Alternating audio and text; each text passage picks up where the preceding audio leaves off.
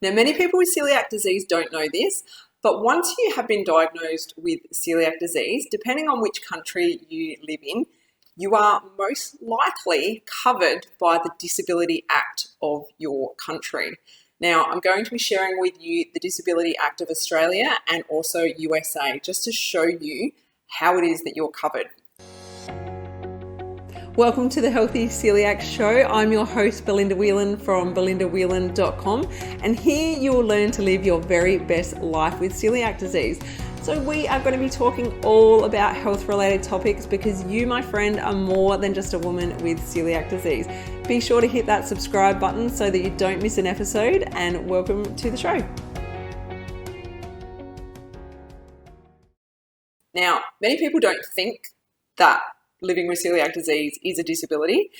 And when we think of disabilities, I guess it's more that we don't think that it stops us from doing too much in that matter. I guess that's probably why most people don't think of celiac disease as a disability. So some people are finding when they are applying for a new job that they need to tick the box about having celiac disease and it's coming under a disability. And people are getting upset about this and they're not ticking that box, or they're questioning why celiac disease is showing as a disability. Now, most jobs, it should not affect you to have celiac disease. It shouldn't matter at all. You should be able to do your job fine. It's only when you've been glutened that you shouldn't be feeling able to do your job. Now, that's in any instant with anyone. If they get unwell, they can't do their job. But in some positions, you actually cannot have that job if you have celiac disease. I'll give you one example. The armed forces. Most of the armed forces do not employ people that have got celiac disease. And you might think that's rough or that's unfair.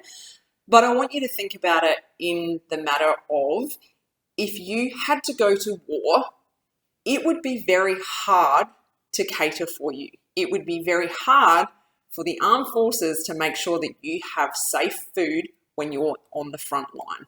It's as simple as that, and it's just to protect you moving forward. So in that instance, I can see where they would not want to employ you. That makes complete sense. Whereas if you were applying to be a police officer, for example, it should not stop you from doing your job. You should be able to go and do your job as a police officer no matter what. It shouldn't matter that you have celiac disease. It should not stop you from doing your work and doing the best of your ability in that role. You may still need to tick that box that you have celiac disease, and it may come under the disability section. So if you don't tick that box, it shouldn't make a difference. It shouldn't make any difference whatsoever to whether they employ you or not. But let's just say, for instance, you were going for a job as an administrator and you work in a very busy workplace, you have a very busy office space, and you never told your employer that you have celiac disease. And then as time goes on, they aren't catering for you when they have functions, or if they have catering brought in for meetings or things like that. You will not be looked after, and you probably shouldn't be looked after because you haven't been truthful and you haven't told your employer that you have celiac disease. But if you told them straight away that yes, you have celiac disease, yes, they will need to make some certain accommodations for you, but in general, it doesn't affect you. It doesn't affect your daily life. It doesn't affect you from doing your job. You do need to eat differently to other people, but you can still work, you can still do your job unless you get sick. So if your workplace makes you sick, they are not liable. They have not made any mistakes because you haven't told them that you've got celiac disease. Does that make sense? I hope that's not too harsh. I hope that that's helping you see why some employers are asking this question and they want to know. It could simply be so that they can look after you and do the best for you. Sometimes I think we get worried that people are judging us, or worrying that people are looking down on us because we are different or because we need to be accommodated for. Most people, I believe, are truly good and they want to support us and they want to make things better for us. So if you've come across a workplace that is asking this question, ask them back. Why do you need to know this information? Is this going to stop me from getting the job, or is this to put steps into place to keep me safe? I'm really curious. I'd love to know. You have every right to ask that question while they're asking you the question. So don't be shy. Don't hold yourself back from wondering these things in life. You can ask the question. You have every right to do so. So if you are going for a new job, or you know someone that has gone for a job and they've told you that that box was there to tick, this could be simply the reason. Now, I just want to read to you some information from the Disability Discrimination Act from 92 and also the Americans with Disability Acts of 1990, just so that you can get your head around how this works for you. Now, this is great because it actually keeps us protected and looked after in the workplace. So if you think about it, some people do say they get bullied at work, they get picked on, people have messed with their food, they have made them sick on purpose to test whether they really have celiac disease. You have rights and you are protected, okay? So that's why this is important to know this stuff, because if these things are happening to you, you don't have to quit your job. You don't have to walk away from that workplace. You stand up for yourself and you make sure that you are looked after. So this is where these acts come into place. So I'm going to read them to you very quickly just so you understand. Now let's start with the first one, which is the Australian one.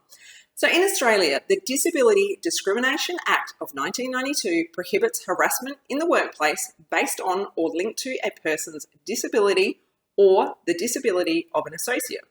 Disability in relation to a person means the presence in the body of organisms causing disease or illness. Ta-da! We are protected. We are to be looked after. I think it's fantastic. I love that this is covered for us, Aussies, in the workplace. Now let's listen to the USA one. In the USA, the Americans with Disabilities Act of 1990 states the definition of disability has been modified to include those with severe allergies. I know it's not an allergy, but we still fall under this. Now, this is because severe allergies are a physical or mental impairment that substantially limits one or more major life activities, eating, breathing, and major bodily functions related to the immune, digestive, bowel, and respiratory system. So you are covered if you're in the USA as well. It's very interesting. It's fantastic. If you ask me, I think it's wonderful that this is covered off and you have rights. So I hope that gives you a little insight. If you have been picked on, if you've been bullied, if you have not been looked after in the workplace, or you're simply just curious why we fall under the Disability Act. So that's my insight on that, and I hope that it helps someone who's listening to this episode to learn more. And as always, if you have any questions or any topics that you want me to cover off on any future episodes, please shoot me through a direct message over on Instagram at the Healthy Celiac, or you can send me an email, info@belindawhelan.com, and I'll be sure to take your ideas on board. So thanks so much for tuning in, and I look forward to talking with you again very, very soon. Take care. Bye.